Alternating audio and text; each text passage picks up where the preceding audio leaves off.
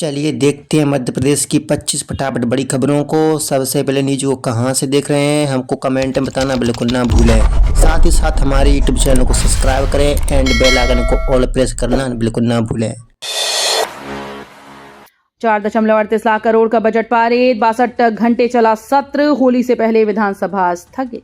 प्रदेश विधानसभा का बजट सत्र अनिश्चितकाल के लिए स्थगित हो गया। 10 बैठकों में करीब 62 घंटे चली कार्यवाही के दौरान 4.38 लाख करोड़ का बजट पारित किया गया, जो पिछले साल से लगभग 4% अधिक है। बजट में गरीबों, महिलाओं, युवाओं, किसानों, स्वास्थ्य और शिक्षा पर विशेष जोर रहा।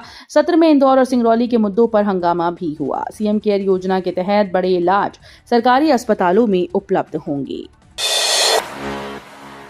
मोहन यादव की ताबड़तोड़ घोषणाएं, 4 मिनट में 7 बड़े ऐलान।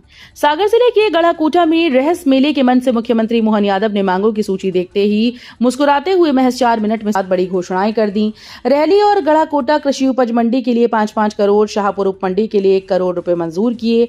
22 किलोमीटर सड़क को 2 लेन बनाने के 46 करोड़ के प्रस्ताव को स्वीकृति दी गई। शाहपुर मोकलपुर मार्ग पर फ्लाईओवर और रहली गढ़ाकोटा में मल्टी स्पोर्ट्स कॉम्प्लेक्स खोलने की घोषणा की गई। एमपी प्राथमिक शिक्षक चयन परीक्षा का रिजल्ट जारी, 11,978 पदों पर चयन सूची घोषित। मध्य प्रदेश में प्राथमिक शिक्षक बनने का सपना देख रहे अभ्यर्थियों का इंतजार खत्म हो गया। मध्य प्रदेश कर्मचारी चयन मंडल यानी ईएसबी ने प्राथमिक शिक्षक चयन परीक्षा 2025 का परिणाम 27 फरवरी 2026 को घोषित कर दिया। मंडल ने कुल 13,089 पदों में से 11,978 पदों यानी करीब 87% पदों के लिए रिजल्ट जारी किया। ये भर्ती स्कूल शिक्षा विभाग और जनजातीय कार्य विभाग के अंतर्गत की जा रही है। एमपी में बिजली महंगी करने की तैयारी, 10.19% दर वृद्धि का प्रस्ताव। मध्य प्रदेश के बिजली उपभोक्ताओं को जल्द बड़ा झटका लग सकता है। प्रदेश की विद्युत वितरण कंपनीज ने वर्ष 2026-27 के लिए बिजली दरों में 10.19% बढ़ोतरी का प्रस्ताव रखा। करीब 6,043 करोड़ रुपए के राजस्व अंतर को पूर्ण करने के लिए कदम उठाया गया। ऊर्जा मंत्री प्रद्युम्न सिंह तोमर ने विधानसभा में जानकारी दी कि प्रस्ताव राज्य विद्युत नियामक आयोग के पास विचाराधीन है। सुनवाई के बाद आयोग अंतिम फैसला करेगा। पंडित धीरेन्द्र शास्त्री का बड़ा फैसला, महीने में सिर्फ 2 कथाएं। बागेश्वर धाम के महंत पंडित धीरेन्द्र कृष्ण शास्त्री ने बड़ा निर्णय लिया। उन्होंने ऐलान किया कि अब वो महीने में सिर्फ 2 ही कथाएं करेंगे। शास्त्री ने बताया कि शेष समय धाम के विकास और जनहित के कार्यों में लगाया जाएगा। धाम परिसर में अस्पताल निर्माण की तैयारी चल रही है, जिसे वर्ष 2027 तक पूरा करने का लक्ष्य है। उन्होंने ये भी कहा कि अस्पताल बनकर तैयार होने पर उद्घाटन के लिए प्रधानमंत्री श्री नरेंद्र मोदी को आमंत्रित किया जाएगा। अनूपपुर, कोतमा और विंझट नगर में 3 एक्सप्रेस ट्रेन का ठहराव शुरू। क्षेत्र के यात्रियों के लिए राहत भरी खबर है। अनूपपुर में कमलापति हमसफर एक्सप्रेस का ठहराव शुरू हो गया है, जिससे भोपाल और कोलकाता की यात्रा आसान होगी। कोतमा स्टेशन पर हजरत निजामुद्दीन, अंबिकापुर एक्सप्रेस और वेंकट नगर में पुरी ऋषिकेश उत्कल एक्सप्रेस के रुकने से दिल्ली, हरिद्वार और पुरी तक सीधी सुविधा मिलेगी। सांसद हिमाद्री सिंह ने इस क्षेत्र की पुरानी मांग पूरी होना बताया। 2 मार्च से एमपी में बसेस की अनिश्चितकालीन हड़ताल, होली पर थमेंगे 1100 से ज्यादा पहिए। मध्य प्रदेश में होली से पहले यात्रियों की मुश्किलें बढ़ने वाली हैं। 2 मार्च से निजी बस ऑपरेटर्स ने अनिश्चितकालीन हड़ताल का ऐलान किया। इंदौर से चलने वाली 1100 से अधिक बसेस के पहिए थम जाएंगे, जिससे रोज सफर करने वाले करीब 40,000 यात्रियों पर सीधा असर पड़ेगा। यह हड़ताल प्राइम रूट बस ऑनर्स एसोसिएशन मध्य प्रदेश और मध्य प्रदेश बस ऑनर्स एसोसिएशन के आह्वान पर की जा रही है। स्कूल मरम्मत घोटाले में 17 सस्पेंड, अब हर स्कूल की होगी जांच। महर जिले के रामनगर ब्लॉक में स्कूल मरम्मत के नाम पर हुए घोटाले ने सियासी तूफान खड़ा कर दिया है। मामला विधानसभा तक पहुंचा, जहां भाजपा विधायक श्रीकांत चतुर्वेदी और कांग्रेस विधायक लखन घनघोरिया ने ध्यानाकर्षण के जरिए मुद्दा उठाया। अब तक 17 लोगों को सस्पेंड किया जा चुका है। शिक्षा मंत्री ने पूरे प्रकरण की जांच कराने की बात कही है। नर्मदा पुल के नए कैरेजवे पर ट्रायल रन शुरू, बड़वा सनावद मार्ग को मिलेगी राहत। मध्य प्रदेश के बड़वा सनावद मार्ग पर बढ़ते ट्रैफिक दबाव को कम करने के लिए नर्मदा पुल के नए बाएं कैरेजवे पर जल्द ट्रायल रन शुरू होगा। इंदौर इच्छापुर 4 लेन हाईवे परियोजना के तहत बनी 1275 मीटर लंबे इस पुल से धनगांव से उमरिया तक एक दिशा में नियंत्रित यातायात चलाया जाएगा। ट्रायल के दौरान 30 से 40 किलोमीटर प्रति घंटे की गति सीमा तय की गई। अध्ययन के बाद मार्ग पूरी तरह से खोला जाएगा। इंदौर के सराफा बाजार में अवैध दलालों पर व्यापारियों का मौन जुलूस, सुरक्षा बढ़ाने की मांग। इंदौर के सर्राफा बाजार में अवैध दलालों, शराबखोरी और महिलाओं से छेड़छाड़ की घटनाओं के विरोध में व्यापारियों ने मौन जुलूस निकाला। व्यापारियों का आरोप है कि कुछ असामाजिक तत्व बिना पंजीकरण के दलाली कर रहे हैं और बाजार का माहौल खराब कर रहे हैं। हाल ही में नशे में विवाद की घटनाएं भी सामने आई। सर्राफा व्यापारी एसोसिएशन ने पुलिस से गश्त बढ़ाने, संदिग्ध लोगों की जांच करने और पहचान पत्र अनिवार्य करने की मांग की है। एमपी में अवैध कॉलोनीज पर सख्ती, 3 महीने में लागू होगा कड़ा कानून।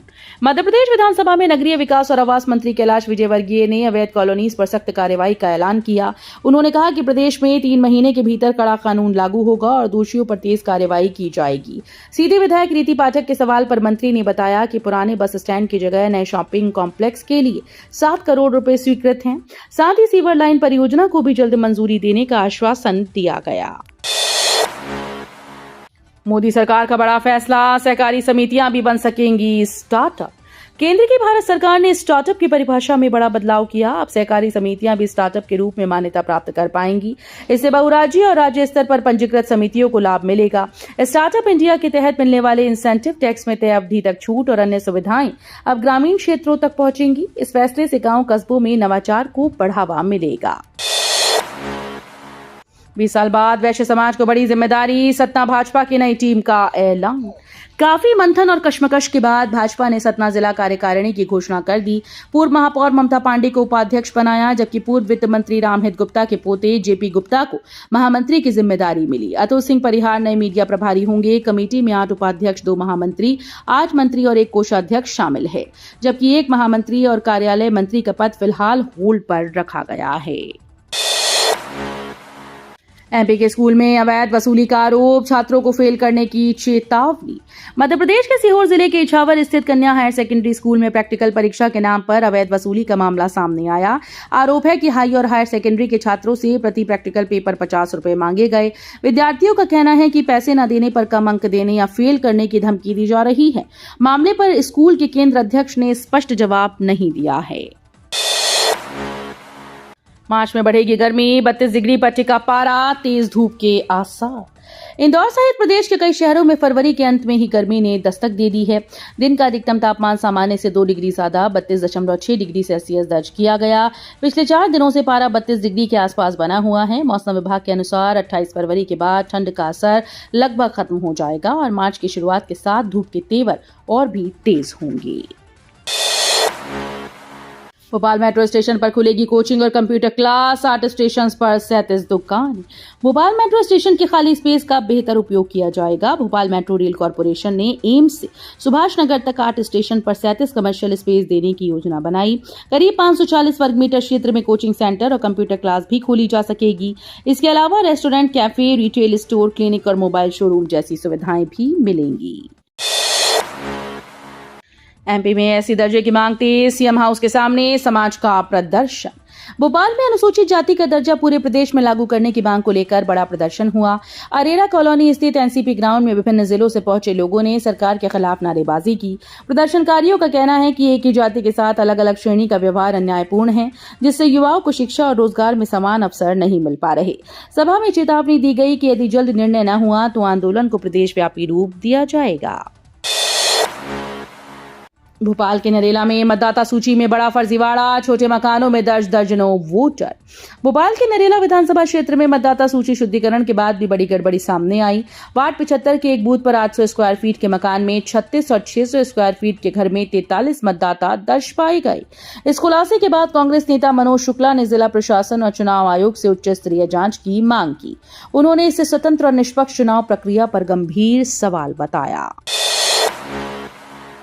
आर्थिक अपराध शाखा जबलपुर की बड़ी कार्रवाई, 16 बसेस से 9 करोड़ की टैक्स चोरी का खुलासा। आर्थिक अपराध प्रकोष्ठ जबलपुर ने 16 यात्री बसेस के जरिए करीब 9 करोड़ रुपए की टैक्स चोरी के मामले में बड़ी कार्रवाई की। डिंडोरी के बस संचालक संजय और साधना केशवानी के साथ परिवहन विभाग के लिपिक पुष्प कुमार प्रधान के खिलाफ एफआईआर दर्ज की गई। जांच में सामने आया कि 2006 से कई बसेस का टैक्स जमा नहीं किया गया और वसूली शुरू होते ही फाइल्स गायब कर दी गई। ईओडब्ल्यू ने इसे आपराधिक षड्यंत्र और पद के दुरुपयोग का मामला बताते हुए विस्तृत जांच शुरू कर दी। 40% हज यात्रियों ने खुद चुनी उड़ान की तारीख। 18 अप्रैल को रवाना होंगे 800 यात्री। हज यात्रा 2026 को लेकर बड़ी जानकारी सामने आई। इस बार करीब 40% यात्रियों ने खुद अपनी फ्लाइट की तारीख चुनी है। हज कमेटी ऑफ इंडिया ने पहली बार सेल्फ बुकिंग की सुविधा शुरू की, जिससे हज ऐप के जरिए यात्रियों को हम सफर चुनने का भी मौका मिला। 18 अप्रैल को पहली फ्लाइट रवाना होगी, जिसमें करीब 800 यात्री शामिल होंगे। प्रदेश में हज की सीधी उड़ान केवल इंदौर से संचालित की जाएगी।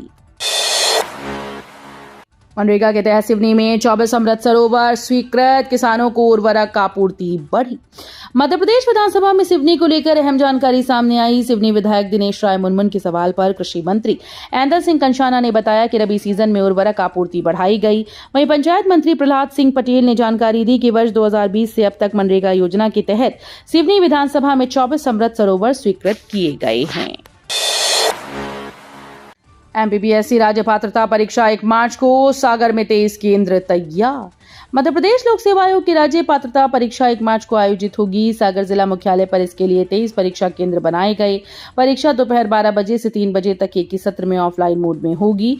अभ्यर्थियों को कम से कम 45 मिनट पहले केंद्र पर पहुंचना अनिवार्य किया गया है।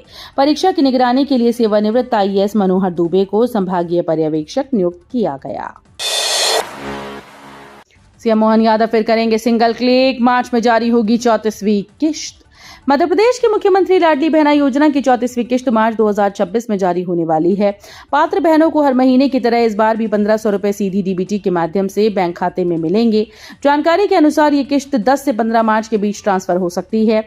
हर महीने की 10 तारीख को लाडली बहना दिवस मनाया जाता है और मुख्यमंत्री मोहन यादव सिंगल क्लिक से राशि जारी करते हैं। हालांकि ऑफिशियल डेट अभी घोषित नहीं हुई। हलाली डैम से रिहा 5 दुर्लभ गिद्ध, शहर के जंगलों में ही बना लिया ठिकाना। हलाली डैम से छोड़े गए दुर्लभ प्रजाति के 5 गिद्धों ने सबको हैरान कर दिया। 23 फरवरी को मुख्यमंत्री की मौजूदगी में वन विभाग ने गिद्ध संवर्धन कार्यक्रम के तहत इन्हें खुले आसमान में छोड़ा था।